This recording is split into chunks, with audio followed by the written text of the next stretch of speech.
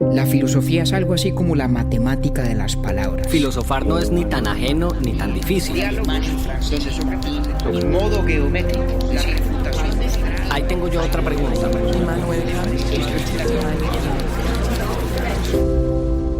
Urbi et Orbi, a la ciudad y al mundo. Buenos días, buenas tardes, buenas noches. En este episodio comencé a reconciliarme con Hegel. No solo volvimos a lo que me había dejado nervioso en la primera parte de esta serie, aquello del carácter racional y real del mundo, sino que el compañero también introdujo otro de los aportes más significativos de Hegel, el de la dialéctica. Además, también cuenta que no es cierto que Hegel haya definido su dialéctica en términos de tesis, antítesis y síntesis, como muchos piensan. Y como si fuera poco, terminamos hablando de cómo la filosofía de Hegel es un paralelo secular de la visión cristiana de la providencia. Disfruten del vuelo porque la turbulencia dura ya pasó. Aquí comienza nuestro episodio número 92. Hegel, dialéctica, historia y providencia.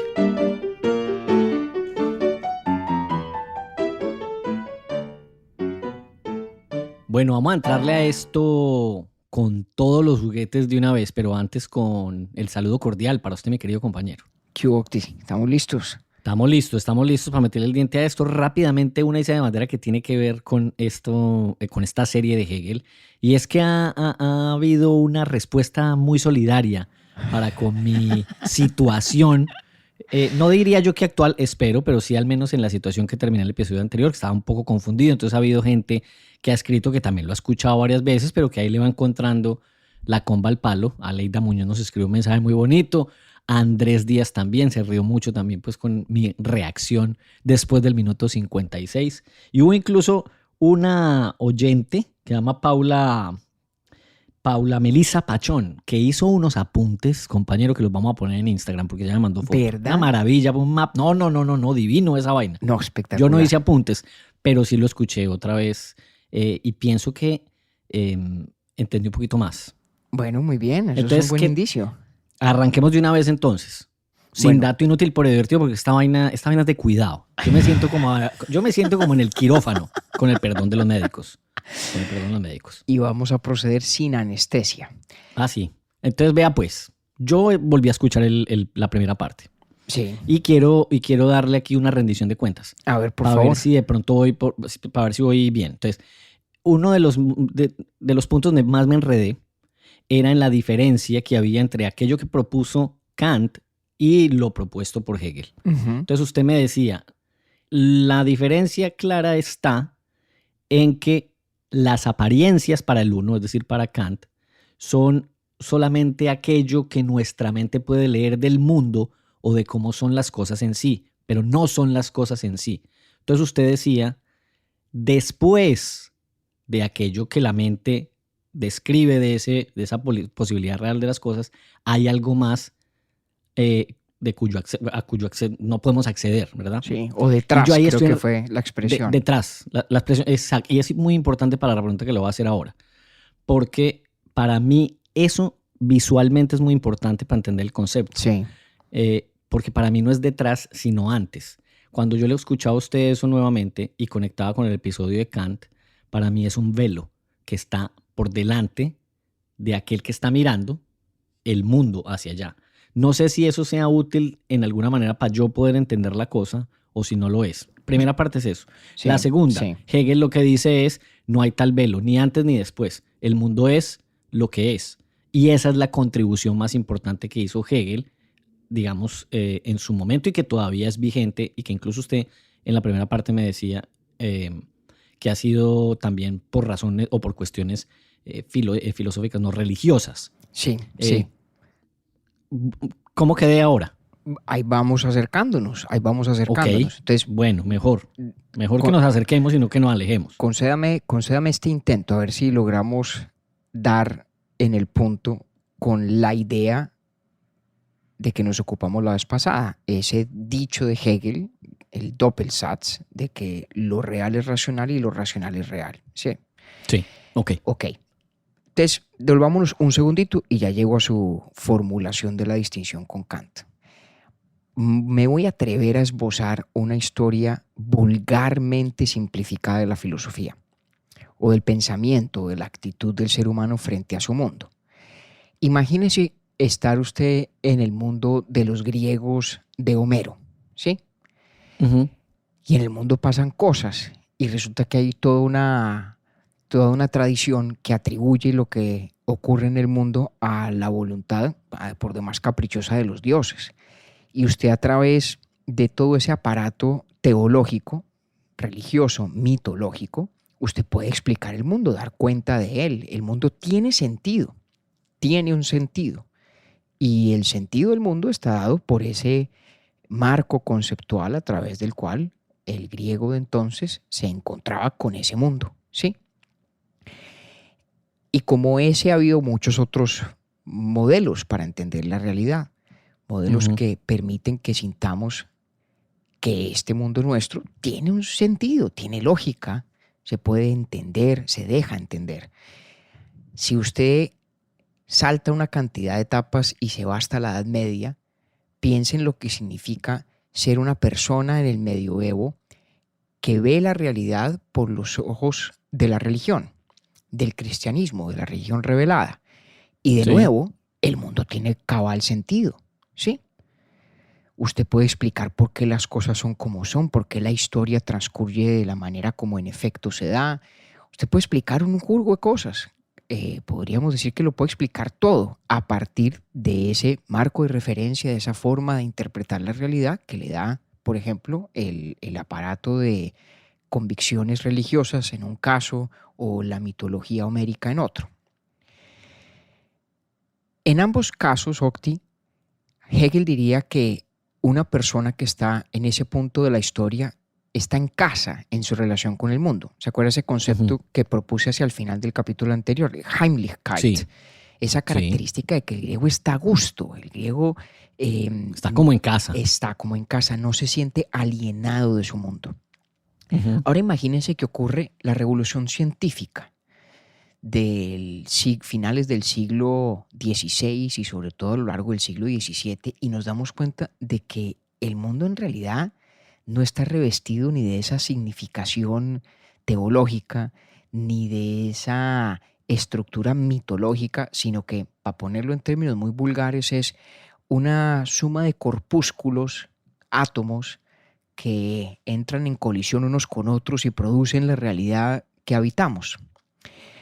En ese mundo o en esa cosmovisión donde hemos mecanizado la existencia, donde hemos mecanizado el mundo exterior, todos esos esquemas de sentido colapsan y el mundo pierde su carácter inteligible, no en el sentido de que no sea susceptible de ninguna explicación, porque usted puede coger las leyes de Newton y explicar una cantidad de las cosas que pasan, ¿sí? Uno puede Ujú. hacer Sí. cálculos como físico, pero fíjese que ese tipo de explicaciones no son al mismo nivel de aquellas que estaban a la mano del griego o del sujeto medieval que nos imaginábamos hace un segundo.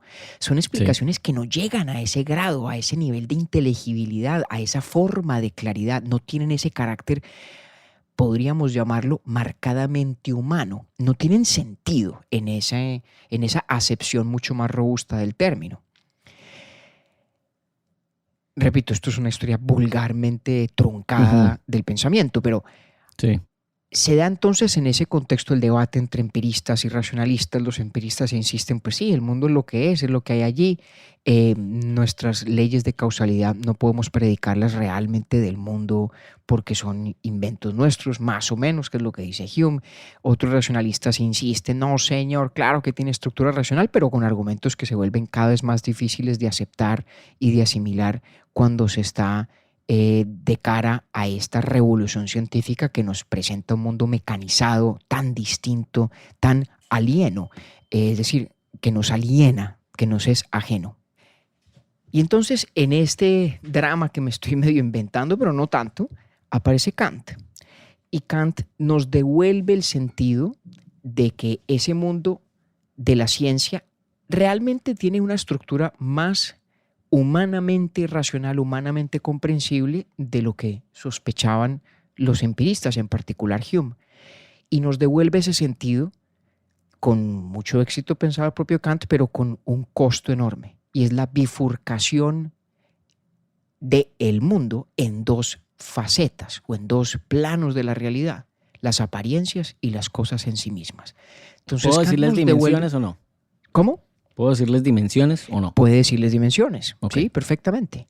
Vale. Entonces Kant nos devuelve la sensación de que el mundo que habitamos tiene una estructura racional, una estructura cognoscible, que es mucho más sofisticada, mucho más codificable o decodificable que esos meros corpúsculos que están allí atropellándose unos con otros en virtud de las leyes de Newton, ¿sí? Ujú. Y recuperamos entonces esa sensación o esa convicción, pero, repito, pagamos el precio filosóficamente muy alto de bifurcar la realidad. Porque todo eso que nos devuelve Kant nos lo devuelve únicamente acerca de las apariencias, no de las cosas en sí mismas. ¿Por qué decía yo entonces la vez pasada que las cosas en sí mismas están detrás de las apariencias? Ajá. Lo digo es porque la idea de Kant es lo que existe ahí solo, sin que nadie lo perciba, sin que nadie se encuentre con ello, es la cosa en sí misma. Sí, lo hemos hablado Y de la otra cosa en vez. sí misma, exacto. Y de la cosa en sí misma, ¿qué podemos decir? Nada, Nada. absolutamente nada. La mente, y aquí entonces incorporo parte de lo que usted está sugiriendo, la mente le pone, digamos, a la cosa en sí misma un velo de ciertas estructuras, las categorías kantianas, el tiempo, el espacio, la causalidad. Ese velo es el que hace que la realidad vista a través del velo, o sea, las apariencias, Sí. tengan el carácter inteligible y el carácter racional que Kant nos devuelve. Pero de nuevo, nos lo devuelve creando una distancia entre nosotros y lo que es el mundo en sí. Claro. Que por eso usted trajo a colación en el episodio pasado el mito de la caverna. Exactamente. Hay Ujú. una cierta analogía Analogía, exactamente, sí. con una salvedad. Útil para Acuérdense, entender la vaina. Por eso sí, es sí, útil. es muy importante hacer la aclaración que es una analogía útil para entender esto. Y Más es muy no es lo importante, mismo. no es lo mismo y es importante entender además en qué difieren. En el mito de la caverna, las sombras son deformaciones de las Sí. ideas de Platón. En el caso de Kant, las apariencias no son deformación de la cosa en sí misma. Las apariencias son lo que podemos conocer Lo que podemos conocer. y no cabe, Pero sí a través del velo. claro, a través Ajá. del velo que es nuestra estructura cognitiva, que son nuestras categorías mentales. Exacto, muy bien. ¿Ya? La analogía que se me ocurría a mí en estos días es la de la serie de Netflix Stranger Things. ¿Se acuerda esa serie? Ave María, tiene que ir a ver el show de Broadway que está más bueno que un berraco. Ah, bueno, buena sugerencia. No, ni sabía que había show de Broadway. Stranger Things, no sé si alguna vez yo le haya echado a usted este cuento, está basado un Me poco parece en la que sí. obra de, sí, tal vez sí, en la obra de H.P. Lovecraft, que a su vez estuvo inspirada en parte por el pensamiento de Schopenhauer, que en esta materia era muy, muy kantiano, ¿sí? Schopenhauer distinguía la apariencia de la cosa en sí y la gran diferencia es que Schopenhauer creía poder inferir qué era la cosa en sí, a saber, voluntad. Pero bueno, no nos vayamos hasta Ajá. allá. Sí, no, ya por allá pasamos. Por allá y pasamos. no fue bien. Pero la analogía visualmente es esa, es que cuando uno rasga el velo de las apariencias, hay detrás de ellas o debajo, como lo quiera usted poner, una cosa, una realidad. Pero esa realidad realísima en sí misma no la podemos conocer, no tenemos ningún acceso a ella. Y a a Hegel, lo que le interesa, como a todos los idealistas alemanes, es conservar lo que Kant reconquistó. Ese sentido de que el mundo sí tiene una estructura racional y cognoscible a un plano humano, pero sin pagar el precio de la dualidad de la realidad, de esa bifurcación entre apariencia y cosa en sí misma. Entonces Hegel tiene el siguiente problema. ¿Cómo explica Hegel que esta realidad nuestra tenga un carácter racional cuando es a todas luces cambiante, imperfecta, variable? ¿Cómo puede Hegel explicar eso? ¿Cómo es eso de que la realidad es racional, o lo real es racional y lo racional, perdón, es real. Es real. Y ahí fue que introdujimos dos nociones. Y entonces Ujú. con esto concluyo mi repaso, mi intento de síntesis de lo que hicimos la vez Está muy pasada. bueno. Está muy bueno. La primera noción es que hay planos, o mejor, niveles de descripción de la realidad. Y ahí fue cuando introdujimos una distinción muy técnica en el ámbito de Hegel entre la existencia y lo que algunas traducciones en español llaman realidad efectiva, o que podríamos también llamar nosotros actualidad.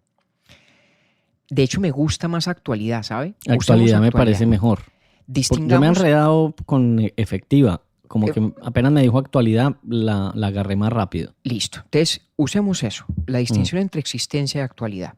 Sí. Esa distinción consiste básicamente en esto, Octi. Las cosas que existen, y usábamos el ejemplo de las semillas de un árbol de eucalipto, pues Sí. son lo que son, ¿sí? Pero en virtud de lo que son, tienen un carácter, tienen una esencia.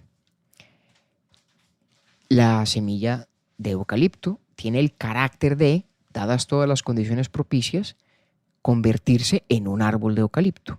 Ujú. Para Hegel, la actualidad es una forma de la realidad donde todo lo existente revela a plenitud su esencia. Ok, otra vez.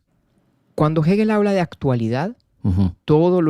se refiere a que lo existente revela a plenitud su esencia. La Vale. frase que usa Hegel en la ciencia de la lógica es que la actualidad es la unión entre la esencia y la existencia. Vale. Entonces, volvamos a nuestro ejemplo. La esencia de la semilla de eucalipto es ser, convertirse en un árbol de eucalipto arquetípico, con las características propias de un árbol de eucalipto. En el plano de la existencia, pues unas semillas prosperan, otras fracasan, y diríamos, la analogía se va tornando un poco cómica casi, pero diríamos que una plantación de eucaliptos es actual en el sentido hegeliano si todas las semillas efectivamente expresan a plenitud su esencia, es decir, germinan de tal suerte que son todas expresión adecuada del árbol de eucalipto que están llamadas a ser cada una de Sí. las semillas. Sí y solo si todas prosperan. ¿Sería Sí, actual? Para efectos de este diálogo, digamos que sí. Para efectos de eso Ok. tiene sus matices, pero en esencia sí. Vale.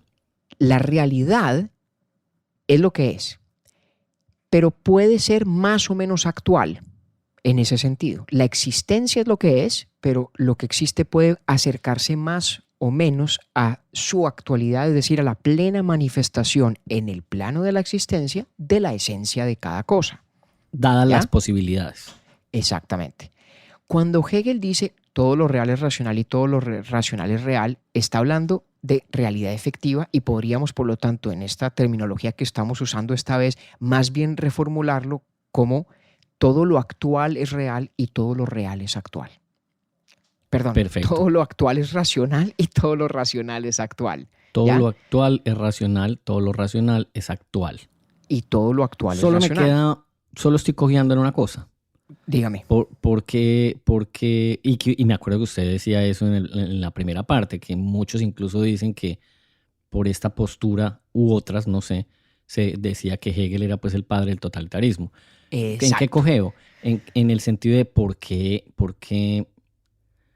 es que siento que la condición de actualidad o de realidad actual Sí. solo admite la perfección. Muy bien, muy bien, muy bien. Ya veo por dónde va. Ujú. Existe tal cosa como un estado de la existencia que es perfecto, es decir, un estado de la existencia de plena y absoluta actualidad, donde cada cosa que existe es plena expresión de su esencia. Vale. Efectivamente. Esa idea es tan importante, Octi. Ahí usted acaba de dar con algo de mayor trascendencia de lo que usted sospecha. Pero es una cosa que va en grados. La realidad puede ser más o menos actual. Y fíjese que esta es una de las maneras como la filosofía de Hegel le da un lugar centralísimo, importantísimo a la temporalidad, al cambio. Ya volvemos a eso en un segundo. Y le explico por qué el Doppelsatz, la fórmula, lo actual es racional y lo racional es actual, que es nuestra nueva manera de expresar el dicho de que lo real es racional y lo racional es real. ¿Por qué ha dado eso lugar a la tesis de que Hegel es un reaccionario como pocos y padre del totalitarismo? Tesis especialmente difundida por Karl Popper en su libro La sociedad abierta y sus enemigos. Porque Hegel, en el libro donde utiliza esa expresión, en la filosofía del derecho, dice que el Estado nacional es actual y es racional. Okay. Entonces, mucha gente leyó eso y lo que interpretó es que el Estado prusiano de la época de Hegel, de su momento histórico, era la expresión cumbre y perfecta de la racionalidad. Y que Hegel, por eso fue que le pusieron ahí esta... Ok, vale. Porque claro, cuando Hegel dice que algo es racional, eso es un atributo positivo. Eso es bueno. Ajá, ¿ya? sí. Entonces, cuando Hegel dice de ciertas estructuras sociales o de ciertas maneras de ver el mundo que son racionales, eso suena a que las está convalidando. Es que a mí me suena a eso, o sea, a mí lo racional me suena a ideal. Sí, y claro me cuesta que sí. separarme de eso, o no se separe, no se separe. Vale. Eso es la asociación correcta, sobre todo en el caso de Hegel. Okay. Donde hay que tener cuidado es que cuando Hegel dice que la realidad en el sentido de actualidad es racional, no está diciendo que lo existente tal y como existe es racional.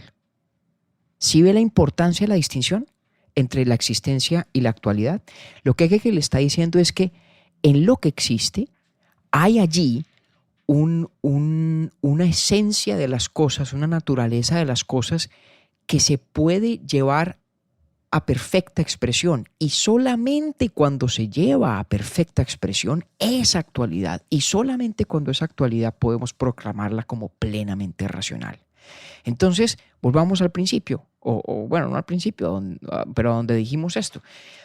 El problema entonces de Hegel en la afirmación de que la realidad y que el mundo es racional era, bueno, pero el mundo es muy imperfecto, cambia todo el tiempo, tiene cualquier suerte de defectos y de inconsistencias.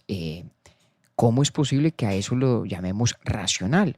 La respuesta es que, claro, Hegel no le está diciendo que lo existente, tal y como existe, es perfecta expresión de la razón, sino que lo existente es una imperfecta expresión de la esencia que está allí, latente en lo que existe. Y solamente en la medida en que esa esencia... imperfecta expresión de aquella esencia que podría existir. Y que está allí, la esencia de las cosas está escrita. Es decir, perdón que lo estoy interrumpiendo tanto, pero es que me toca. No, tranquilo. Incluso si el arbolito no crece bien, esa es una imperfecta expresión de la esencia de esa semilla. Exacto. Que pudo haber sido un árbol miel de raco. Exactamente, Okay. Exactamente. La semilla tiene una esencia, tiene un norte ontológico. ¿Cuál es ese norte ontológico? Ser un árbol de eucalipto, fuerte, grande, etc. Tiene un norte ontológico allí que puede o no expresar con más o menos éxito. Y solamente diremos de la semilla que es racional en el sentido pleno de la palabra cuando efectivamente expresa esa esencia que ya tiene. Entonces, ese es un insulto muy bacano. ¿Sí, ¿cuál es el insulto? No, que podría ser un insulto, una berraquera, ¿sí o qué? Uno decirle a alguien, ve, eres la imperfecta, eres la imperfecta expresión de tu latente esencia. Ave María. Y ciérranos la puerta. Sí. Okay. Sí. Y queda todo el mundo viendo un chispero, Ave como María, cuando lee la ciencia de la lógica de Hegel. Pero ok, listo, ya, ahora bien, gracias compañero. Vamos bien. La estoy parando de pecho, todavía no la he metido pues, pero ahí la voy. Ahí vamos. Entonces, cuando Hegel insiste en la racionalidad del mundo, fíjese cuán atrás ha quedado esa duplicidad entre la cosa en sí misma y la apariencia. Eso ya quedó atrás. Sí. Hegel ha encontrado o propone una manera de quedarnos con una sola realidad. La realidad de lo que existe, lo existente. Pero de reconocer en esa realidad una esencia, un germen de inteligibilidad en las cosas, cuya plena manifestación nos permite declarar que en efecto la cosa se ha vuelto actual y en consecuencia plenamente racional. Vamos al ejemplo. No hay más del que Estado. buscarle, como decía Kant. No hay más. Es lo no que hay más que buscarle. El mundo es uno. El mundo es uno. Pero el mundo viene ya preñado de sentido. Porque las cosas tienen esencias. Las cosas tienen una naturaleza. Tienen, me terminó gustando la expresión, un norte ontológico. Tienen un propósito, casi podríamos decir. Tienen una vocación de aquello que han de ser. A mí me gusta es que estos manes me cogen como pan de queso maluco para un lado y para el otro. Y entonces ahora estoy yo, ahora listo, bien, bacano. Se volvió muy bien, hegeliano, pues. No, tampoco. Ya me separé de Kant, listo, ahora ya entendí tan. Pero entonces ahora, ¿cómo hago? Qué vergüenza con usted, compañero. Pero ¿cómo hago yo, ya con esto que tengo aquí agarrado, no llamarlo voluntad? Como don Arturo. Bueno, porque es que acuérdese que Schopenhauer sigue en el paradigma de que hay una separación entre la apariencia y la cosa en sí misma. Lo que pasa es que él tiene una teoría positiva de la naturaleza de la cosa en sí misma. Sí, ya me acordé. Sí, él dice la cosa ¿Ya? en sí misma es voluntad. Vale. Es Bueno, perfecto. correcto, es correcto. Pero Qué toda dicha la esto, hombre, con razón. Yo empecé a hacer este podcast hace 5 años, me he olvidado en este episodio, hombre. Hombre, para que vea usted ya es un tipo versado en el arco discursivo de Kant a Hegel pasando por Schopenhauer. Algo hemos hecho. Alguna Entonces, cosita, fíjese, cualquier cosa es cariño, es trabajo honrado. pero sí ve usted que empieza a tener sentido incluso Sí. hasta el dicho críptico cuando Hegel dice la actualidad es la unidad de la esencia y la existencia. Tiene todo el sentido a la luz de lo que estamos hablando. Cuando La actualidad es realidad la unidad entre la esencia y la existencia, sí.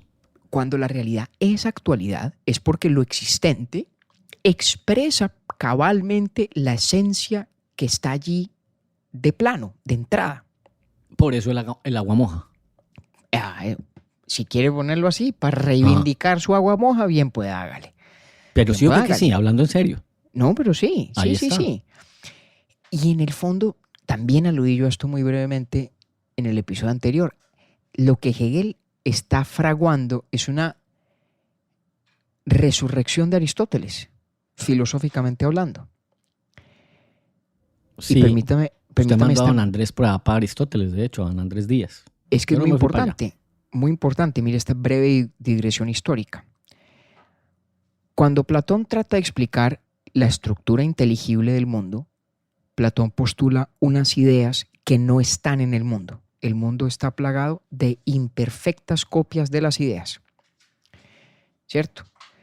Conocer algo es muy parecido en Platón, o al menos en esa versión de Platón, a recordar. ¿A recordar qué? La forma perfecta con la que el alma alguna vez tuvo contacto y cuya Sí. muy imperfecta versión es la que uno se encuentra en este mundo. Entender qué es, no sé, una silla, es lograr en el objeto, en la copia imperfecta de la silla, aquí y ahora en este mundo, ver el reflejo de la idea de la silla. Estoy De la idea banalizando. perfecta de silla. Exacto, estoy banalizando un poco a Platón, pero usted entiende lo que le estoy diciendo. Sí, señor. Aristóteles dice, no. Toda esa cosa de las ideas, por ellas hay que traerlo al mundo. Las cosas del mundo son la combinación entre la forma y la materia. La forma es la que le da a las cosas del mundo su carácter inteligible y comprensible. ¿Y dónde está la forma? Está ahí, en las cosas del mundo entremezclada con la materia. El ejemplo clásico que se utiliza para explicar la distinción entre forma y materia en Aristóteles es que usted piense en una estatua. Piense en una estatua de mármol. Ujú. La estatua de mármol está hecha de mármol, pero el mármol del que está hecha la estatua no es la estatua. La estatua es el mármol tallado, esculpido Tallado. de cierta manera. Sí.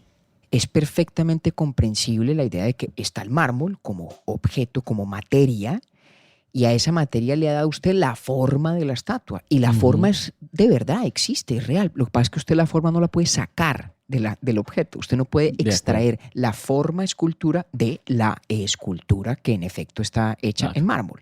Hay que separarse de lo romántico como lo veía Miguel Ángel, ¿no? Exactamente. Mm. Entonces, para Aristóteles, las cosas del mundo todas son forma y materia. La forma es lo que las hace inteligibles, lo que las hace comprensibles, pero la forma no es separable de las cosas. Es parecido a lo que está haciendo Hegel. Está Vale. diciendo, mire, lo que existe tiene un carácter, tiene, repito, un norte ontológico, tiene una vocación de ser tal o cual cosa. La semilla tiene vocación de ser árbol, tiene el norte ontológico de ser árbol. Y ese norte ontológico, esa vocación es lo que la hace inteligible, lo que hace que cuando usted coge una semilla, usted sabe lo que es, usted entiende qué es ser semilla y es imposible separar su comprensión del hecho de que la semilla, dadas todas las condiciones propicias, habrá de devenir el árbol. Pero entonces fíjense que como Aristóteles, Hegel coge lo inteligible y lo inserta en el mundo, lo pone en las cosas. Y cuando dice que el mundo es racional, está refiriéndose al mundo en tanto que actualidad, es decir, en tanto que revela la esencia de las cosas. El contraste implícito, Octi, aquí es entre lo actual y lo potencial. La semilla es árbol en potencia, Ujú. pero solamente es actual en tanto que, de hecho, se convierte en el árbol que está llamada a ser la semilla. Y así es como Hegel le devuelve al mundo su carácter racional, sin bifurcarlo metafísicamente entre las apariencias y las cosas en sí mismas. Pero entonces fíjese, repito, que en esa forma de interpretar o de describir la realidad en dos planos, como lo que meramente existe versus Pero, lo espera, que... Señor. interrumpo otra vez. Él está hablando de el árbol como culmen, o sea, para él solamente la existencia ideal es el culmen de las cosas, Sí. es decir, el árbol grande o también el árbol chiquito que está creciendo. Todos esos son existencias. Todos esos son existencias. Claro, los dos son expresiones de la existencia. Las dos son expresiones de una misma esencia, la una perfecta y la otra imperfecta expresión. Los dos son Va. igualmente existencias, pero Pero como entonces solo a la uno- una la llama imperfecta, la Sí. imperfecta expresión de la esencia, y a la otra, que es el culmen, la perfecta expresión de la esencia. y la llamamos actualidad. Y esa La es la se- actualidad, el árbol grande. Y eso es lo que es racional. Pero lo importante es que no hay una desconexión entre ambos casos, hay una continuidad. La Ujú. semilla se puede aproximar cada vez más a ser actual, Hacerlo. a ser actualmente lo que es, en esencia. ¿Ya? Ok. Sí.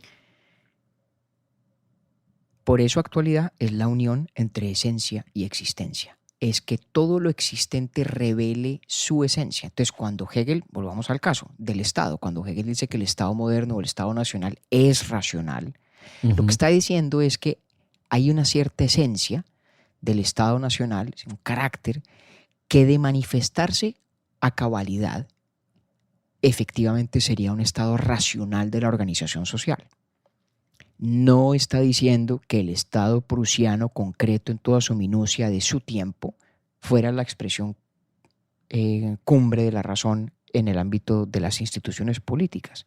Lo que está diciendo es que esa existencia, el Estado prusiano nacional, tiene una esencia que, de desplegarse plenamente, de revelarse de manera cabal, en efecto será completamente irracional, será el estado actual.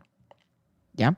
Uno podría haber dicho que, o más bien, Hegel habría podido decir, si es que no lo dijo, que el Estado, que el ideal del Estado nacional es el carácter actual. Y el prusiano fue una imperfecta expresión de esa esencia. Sí. Ok. Entendiendo Vale, actual sí, es como en el sentido técnico real de y Hegel, no, racional. exacto, sí, y Sí, entendiendo actual, actual sí. en el sentido técnico de él, no el del momento presente para usted y para mí. De acuerdo, sí. Actual como Sí. racional y como real. Correcto. Ujú. ¿Eso qué significa? Que cuando Hegel le devuelve al mundo su carácter racional de esta forma, fíjese que de hecho nos llena de herramientas para criticar lo existente. Pues las herramientas que nos da para criticar lo existente están ya en lo existente.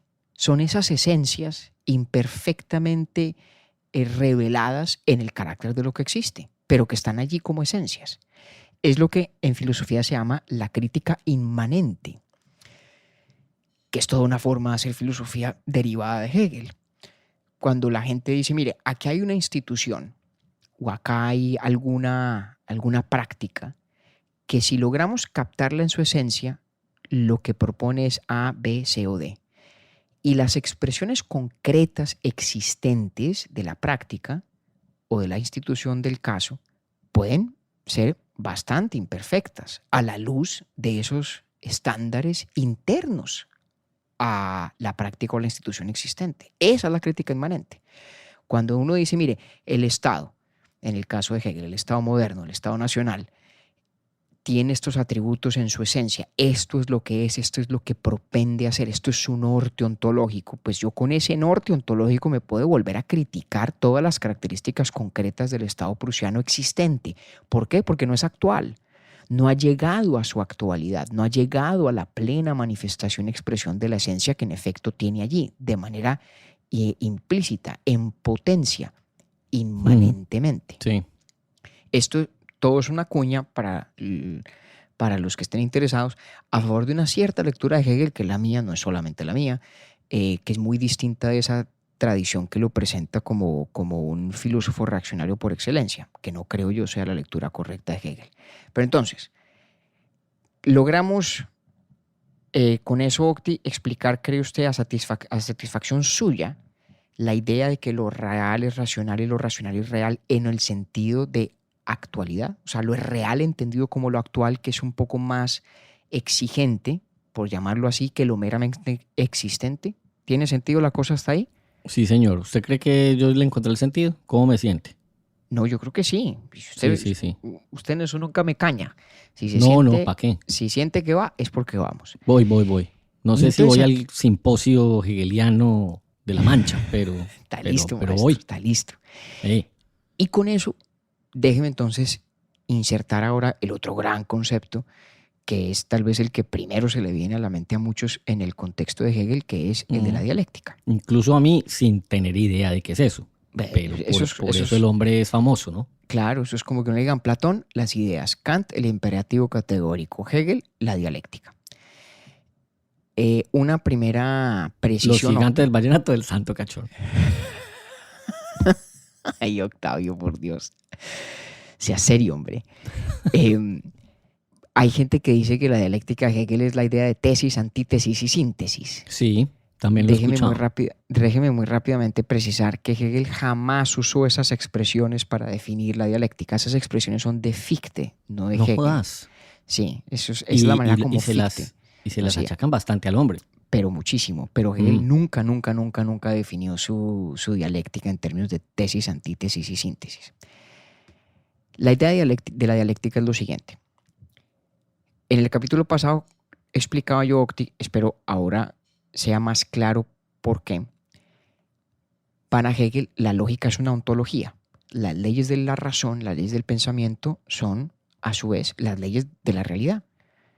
Porque como lo que existe está preñado de esencias, plagado de esencias que se despliegan y esas esencias son racionales, pues las leyes en virtud de la cual la razón elabora sus ideas son las mismas en virtud de las cuales las esencias se despliegan en el plano de lo que existe.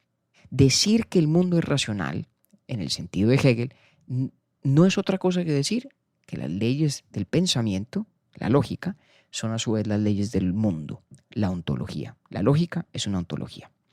Entonces la dialéctica tiene dos facetas. Por un lado, es una manera de pensar, es una lógica.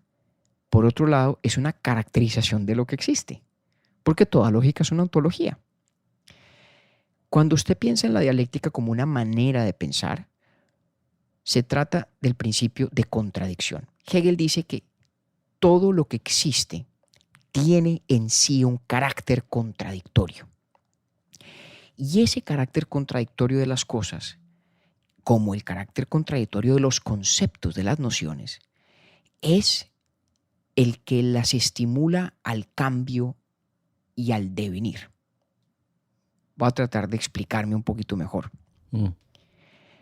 Cuando Hegel analiza un concepto o analiza un plano de la existencia, sí, Hegel propone una descripción que parece intuitiva y obvia.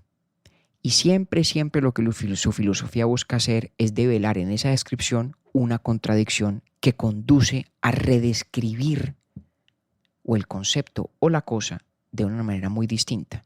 Y esa segunda contradicción a su vez se niega o se contradice para llegar a un plano de descripción que abarca las anteriores descripciones. El ejemplo más famoso es la dialéctica entre el ser, la nada y el devenir. Hegel dice, a ver, piensa el concepto más sencillo que a usted se le pueda ocurrir, el concepto más fácil que se le pueda venir a la mente, el más básico de todos. Dice, bueno, el concepto de lo que existe, el concepto del ser. Y Hegel dice, oiga, mire, fíjese usted que cuando usted pondera el concepto del ser, hasta ahí el ser no tiene ninguna característica de ninguna índole. Usted simplemente está pensando en lo existente, el ser, ¿sí? Pero si el ser o lo existente no tiene ninguna característica de ninguna índole, no tiene lo que Hegel llama determinación alguna, ¿en qué se diferencia de la nada? No se diferencia en lo absoluto. Entonces, la dialéctica nos revela en la idea del ser, que es tan contradictoria que de hecho es idéntica a la idea de la nada, que parece ser su absoluto contrario. Y lo que lleva a la reflexión dialéctica es a reconocer que lo que existe de hecho es una perpetua transición entre el ser y la nada, que es lo que llamamos el devenir. Todo lo que existe, como existe en el tiempo, está perpetuamente desapareciendo y naciendo, dejando de ser y volviendo a ser. La verdad, dice Hegel, del ser y de la nada como conceptos puros es el devenir. Lo que en el mundo existe ni simplemente es, ni simplemente no es, sino que todo el tiempo está pasando entre ser y no ser, que es cambiar, devenir. Wow. Eso es un ejemplo Okay. de cómo funciona el raciocinio dialéctico de Hegel. Usted coge un concepto o coge una cosa, la caracteriza, la describe, todo parece tener mucho sentido y de repente usted revela que tiene una contradicción y esa contradicción lo lleva al opuesto, normalmente. Y fruto de esa primera contradicción se da usted cuenta que las más de las veces la verdad del concepto o la verdad de la cosa está en que sus dos caracterizaciones, la inicial y su contraria, son ambas ciertas de alguna manera.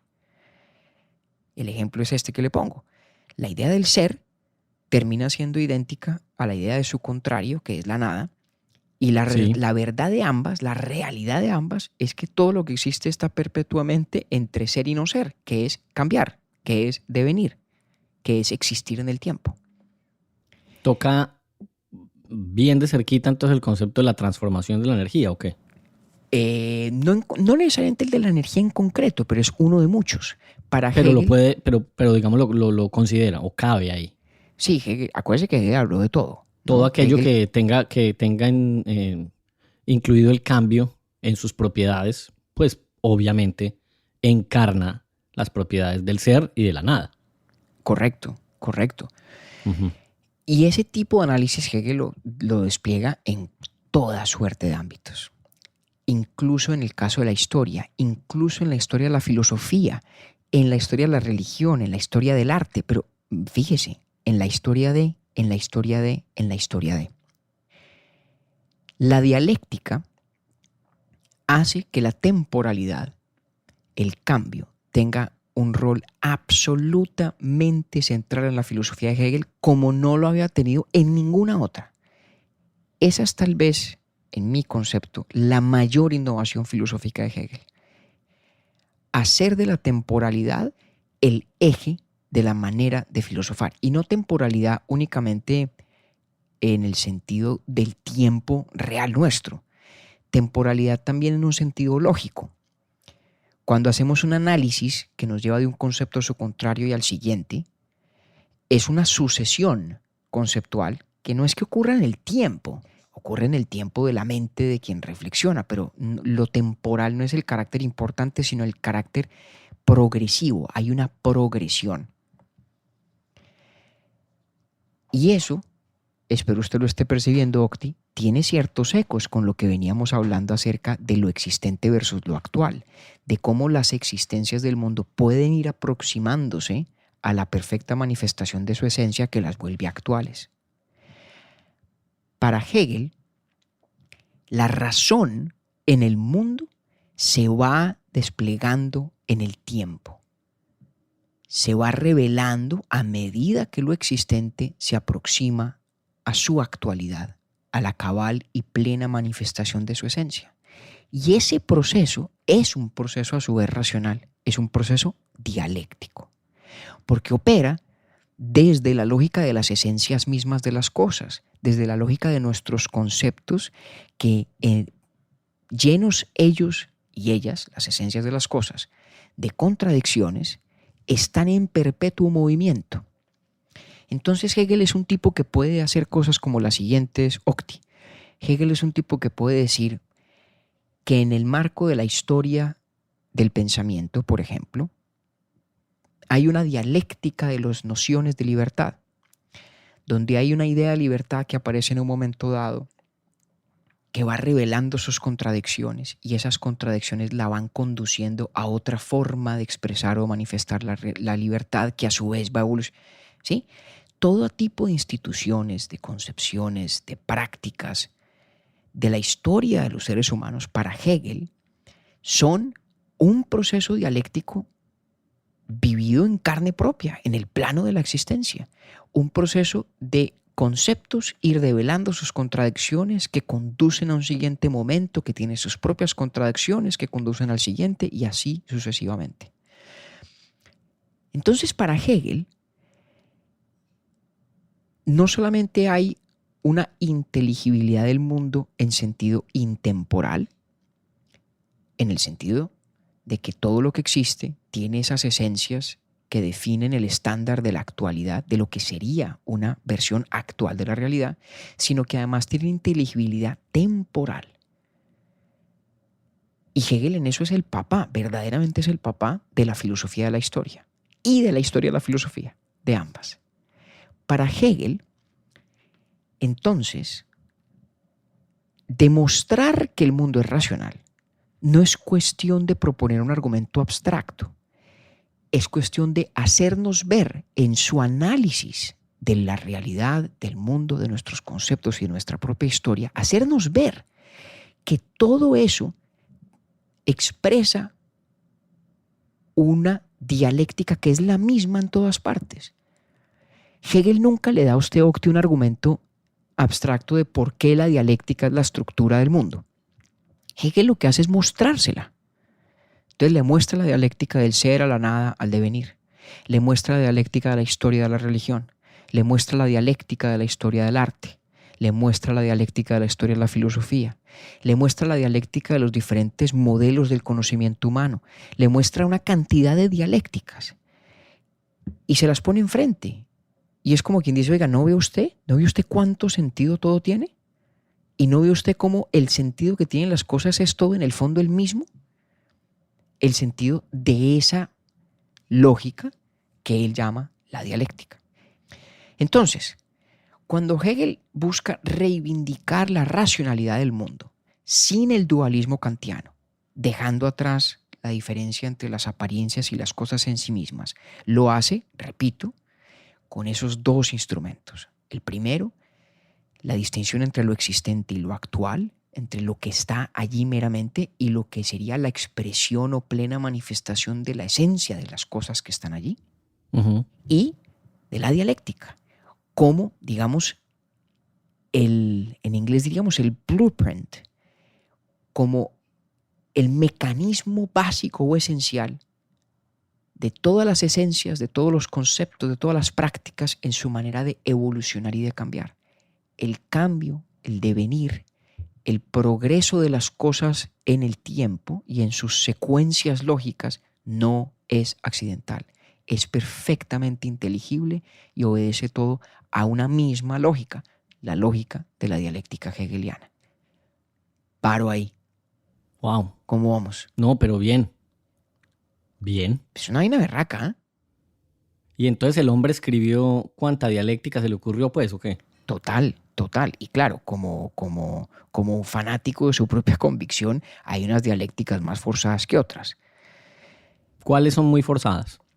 No, hay un montón. Sobre todo cuando Hegel habla sobre la ciencia de su tiempo Sí. Yo creo que esas son las que peor envejecen. Ok, ¿por qué? Esas ¿Por son qué? las Tíreme dialécticas, ahí los alguna análisis.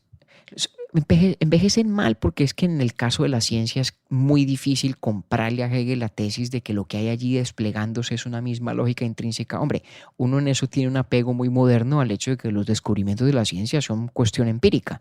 Usted Ujú. va, hace unos experimentos y descubre una cosa o descubre la otra. Pero en general, lo importante es captar el espíritu de lo que Hegel está haciendo. Y tal vez, Octi, para que usted lo ponga en plena perspectiva, se lo voy a empatar con ese comentario de la vez pasada, del capítulo anterior, sobre el ímpetu religioso de lo que está haciendo Hegel. En el fondo, Hegel está inventándose una especie de cristianismo secular. Es una forma de la providencia, que de hecho Ok. es no solo cristiana, es originalmente estoica. La idea de que la historia expresa un plan divino que se va manifestando y que tiene sentido cuando usted describe la historia en un plano de relativa abstracción, ¿no? Cuando usted se siente describe la biografía de cada ser humano que en la historia ha habido, sino cuando usted de pronto habla en términos de décadas o de siglos tal vez, empieza la historia a tener cierto sentido y un arco providencial, diríamos, en el contexto del cristianismo. Hegel está construyendo una cosa muy semejante. Cuando usted dice que Dios crea el mundo, pero el mundo está lleno de imperfecciones y está lleno de atrocidades y está lleno de defectos, ¿cómo reconciliamos esa bondad y además omnipotencia divina con la imperfección del mundo? Pues Hegel está haciendo lo mismo, pero en un ámbito filosóficamente secular. ¿Cómo reafirmamos el carácter racional de esta realidad tan imperfecta? Pues insistiendo en que esta realidad, en toda su imperfección, tiene un norte ontológico hacia el cual se aproxima, hacia el cual tiende. ¿Y cuál es el motor que va llevando a la realidad cada vez más cerca de su norte ontológico? Es la dialéctica. Y por eso la historia tiene sentido, por eso parece tener carácter providencial, porque tiene una lógica, la lógica de la dialéctica. No es una gran exageración, realmente, insistir en que Hegel está intentando reinsertar a Dios en el mundo, llenar el mundo de Dios. No que él use esas palabras, usa una muy semejante, Geist, espíritu. Pero ahí sí no. Ahí me perdí. ¿Por Pero qué? fíjese, por lo siguiente, porque cuando usted dice que todo lo que existe tiene una esencia que traza un Sí. norte ontológico de las cosas, Ujú. cuando usted dice que las cosas en su devenir, en el plano de la existencia, van aproximándose cada vez más a su actualización, a su actualidad, es decir, a la perfecta manifestación de su esencia, Ujú. no es tan distinto de quien dice que la historia humana, en su interpretación providencial, tiende hacia la realización del reino de Dios, tiende Ok. hacia la materialización de la esencia que ya estaba allí desde el principio en el carácter nuestro como seres humanos en tanto que criaturas divinas. Fíjese que no es tan distinto. Ambas son imágenes del mundo donde el norte ontológico, repito, está desde el principio. Y por eso podemos decir del mundo que es racional, a pesar de todas sus imperfecciones, porque es un mundo que tiene su propio motor, que lo va llevando hacia ese norte ontológico. En el caso de Hegel, hacer que la existencia sea plenamente actual. En el caso del cristianismo, hacia la realización del plan de la providencia. Pero no son tan Lo que distintas. pasa, sí, le entendí, pero me enredó un poquito con el factor de que la providencia lo pueden plantear cuando uno está en el reino de los cielos. O No, como bueno, por piensa ejemplo en el otras reino de los religiones cielos. que esta es una transición hacia otra cosa que sí es en cambio aquello que tiene, usando las palabras de Hegel, el carácter actual. No el reino de La- los cielos, el reino de Dios, Ajá, pero que es pero entonces no es realizable. aquí, Que no es, es en este no, plano. es realizable en el plano, o es realizable la perpetua aproximación. Vale, la perpetua aproximación. Correcto. Vale, esa me Yo no ayuda le, mucho para entender. importante su precisión, porque yo tampoco le atribuyo a Hegel un fin de la historia. Aunque hay Ok. lecturas que sí, hay formas de leer a Hegel donde la historia pues tiene un término, el término de la total actualidad. Llega un momento en el que la realidad es plena actualidad, total develación de su esencia y pues ya no hay más que hablar. Yo no creo que Hegel crea eso. Lo que sí me parece que está muy claro es que hay un ímpetu de la historia, hay un ímpetu de lo existente en el plano de lo temporal que tiende a conducirlo hacia la actualidad, es decir, hacia la plena manifestación de su esencia. ¿Y cómo resistirse a no proponer eso que usted acaba de decir? Que tiene un Si término. si su mismo aporte lo conduce a no allá. No, porque usted es perfectamente comprensible la idea de una aproximación perpetua. Eso no es Ah, bueno, vale. absurdo. Es decir, para él hay más conciencia hay una aproximación perpetua y no que que la historia tenga un fin.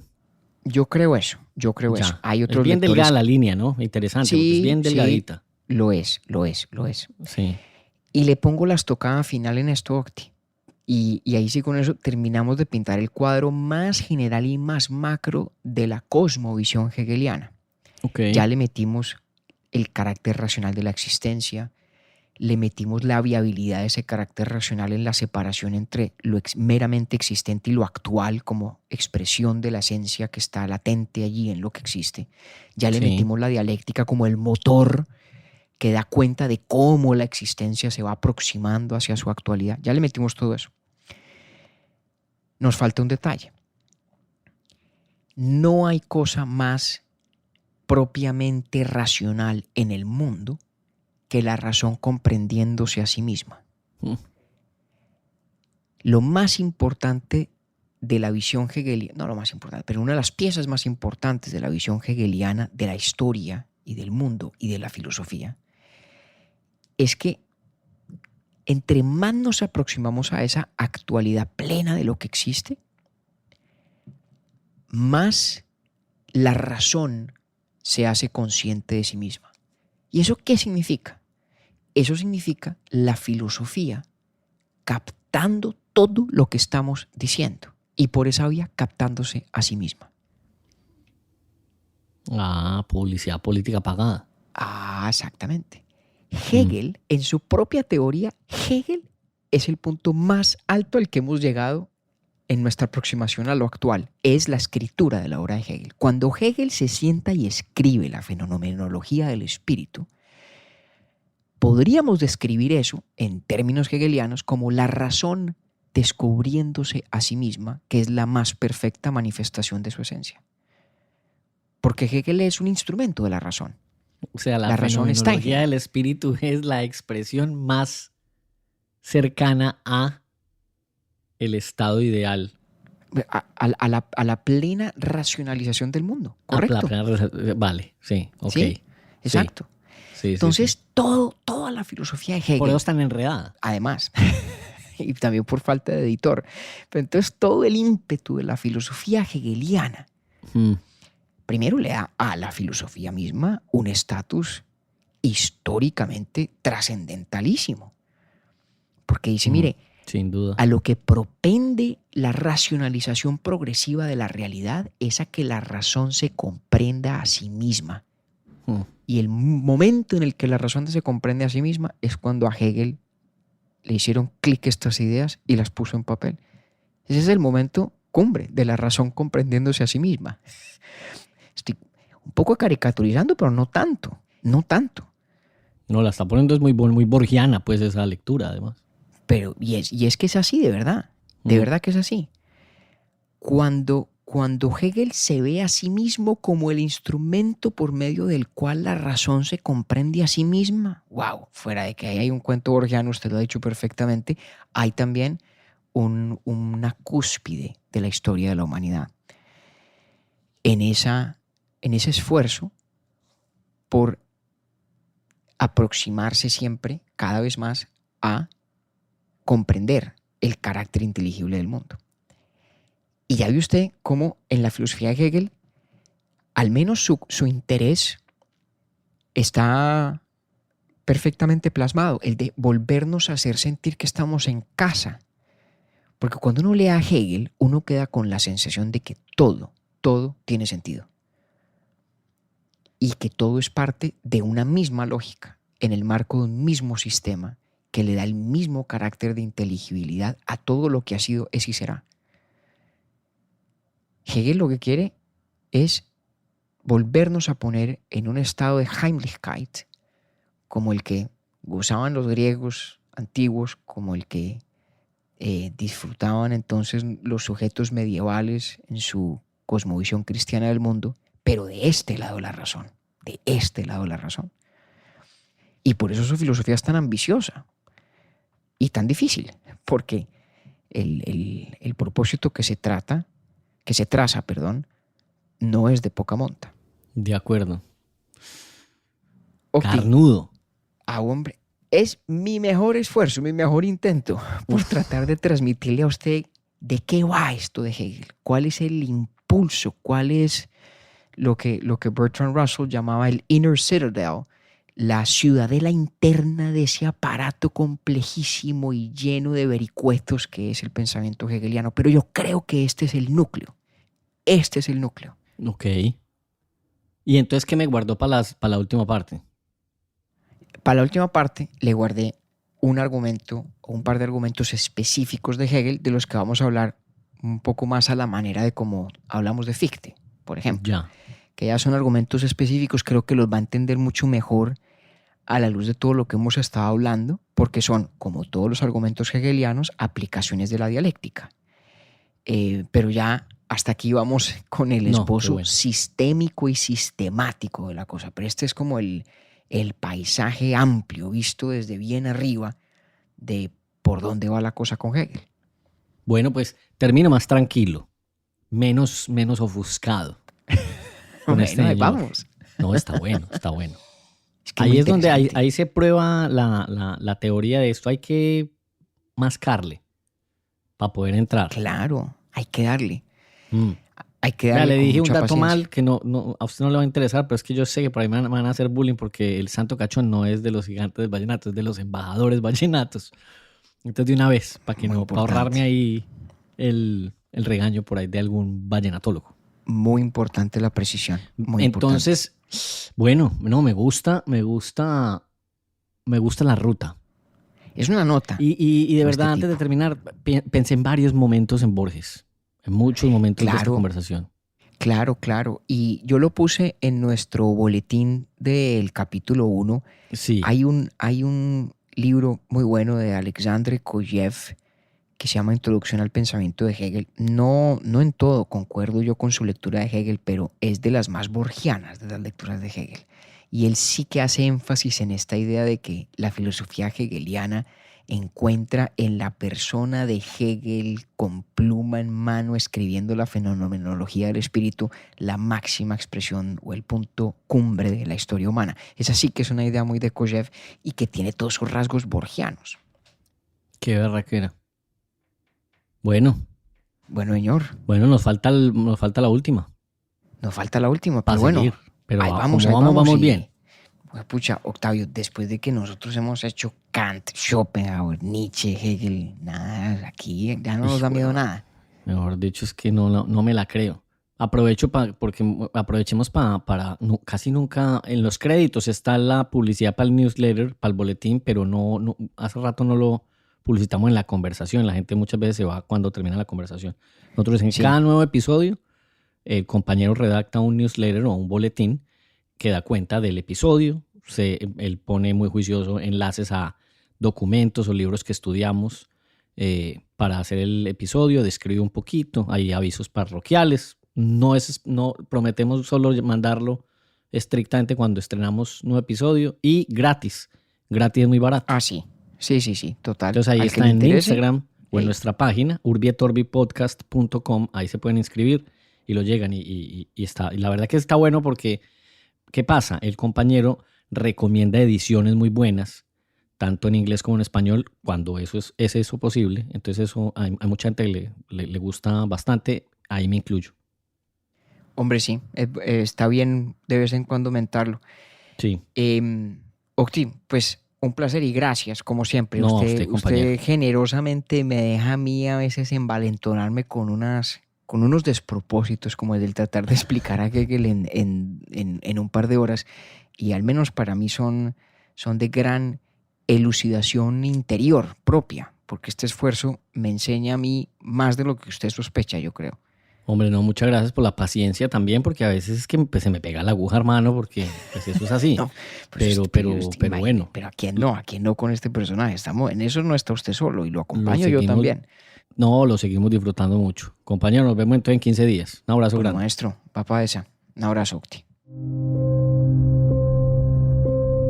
Urbi et Orbi es producido por Bielo Media, con la música original de Felipe Durán, la coordinación general de Camilo Zuluaga y la dirección creativa de María Cristina Pimiento. Agradecemos especialmente a Luchi y Titín por la voz del cabezote y nuestro logo. Nosotros somos David Zuluaga y Octavio Galvis. Feliz día, feliz tarde o feliz noche.